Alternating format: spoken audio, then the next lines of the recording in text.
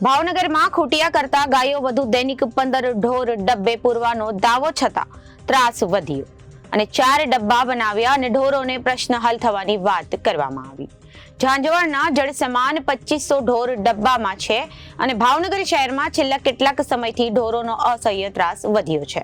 ભાવનગર શહેરમાં છેલ્લા કેટલાક સમયથી ઢોરોનો અસહ્ય ત્રાસ વધ્યો છે। રસ્તાઓ ઉપર વાહન ચાલકો પસાર થઈ શકતા નથી। ખૂટિયા કરતા ગાયોની સંખ્યા વધુ જોવા મળી રહી છે। તંત્ર દ્વારા રોજના 10 થી 15 ઢોર ડબ્બે પૂરવામાં આવતા હોવાના દાવાઓ વચ્ચે નગરજનોને રાહત થવાને બદલે ઢોરોનો ત્રાસ વધ્યો છે। શહેરના મોટા ભાગના વિસ્તારોમાં ઢોરના અડિંગાઓ જોવા મળી રહ્યા છે।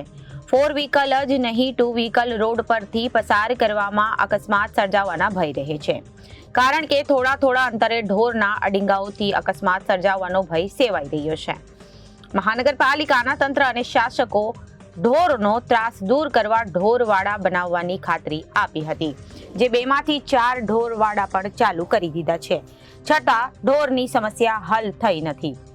લોકોમાં વધેલી ફરિયાદો અને રોષના પગલે દૈનિક ધોરણે 15 જેટલા ઢોર પકડવામાં આવી રહ્યા હોવાનું સૂત્રોએ જણાવ્યું હતું। હાલમાં માત્ર ભાવનગર મહાનગરપાલિકાની ટીમ જ ઢોર પકડી રહી છે। કોન્ટ્રાક્ટર અપાયેલો છે પણ ચાલુ કર્યો નથી।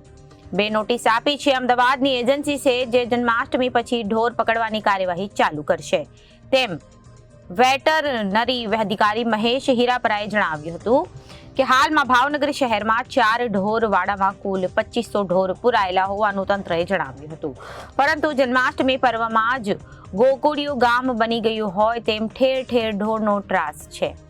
વહેલી તકે ટીમ વધારીને આ ત્રાસમાંથી નગરજનોને મુક્તિ આપવા માંગણી ઉઠી રહી છે। Reporter Firoz Malik, ABC news, Bhavnagar.